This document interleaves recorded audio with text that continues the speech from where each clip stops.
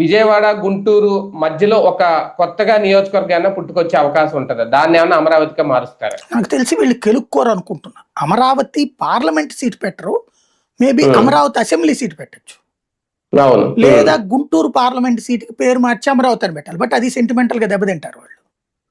సరే, ఇప్పుడు నియోజకవర్గాల పునర్విభజన అయితే జరిగిపోద్దా? అసెంబ్లీ నియోజకవర్గాల పునర్విభజన అదే 29 34 అనేది చూడాలి. లెక్క ప్రకారం 29కి జరగాలి. అవును. అయితే అసెంబ్లీల వరకు జరుగుతుంది, పార్లమెంట్ జరగాల. పార్లమెంట్ కూడా జనరల్ గా చేసేయచ్చది. ఎలా చేస్తారనేది చూడాలి. పార్లమెంట్ అయితే అప్పుడు 40 ఏళ్ల క్రితం నిషేధం పెట్టుకున్నారు. మళ్ళీ ఆ బిల్లు ఇప్పుడు 2/3 కావాలా అక్కర్లేదా అన్నది తేలాలి కాన్స్టిట్యూషనల్ పాయింట్ ప్రకారం. మహిళా రిజర్వేషన్ అయితే 34 నుంచి ఆటోమేటిక్ గా అమలు అవుతుందండి. 34 నుంచి. అది ఇంతకుముందు బిల్లులోనే 23లో పెట్టిన బిల్లు, యాక్సెప్ట్ అయిన బిల్లు ఉంది అది. అవును.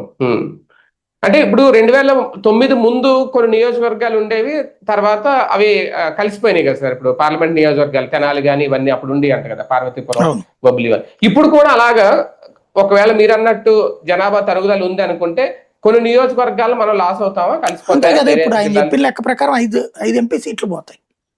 5 ఎంపీ సీట్లు అంటే 35 పార్లమెంట్ సీట్లు, 35 అసెంబ్లీ సీట్లు కూడా పోయినట్టు. అంటే ఇప్పుడు మనం 18కి పడిపోతామా? 18 పడిపోతాం. 20కి పడిపోతున్నాం.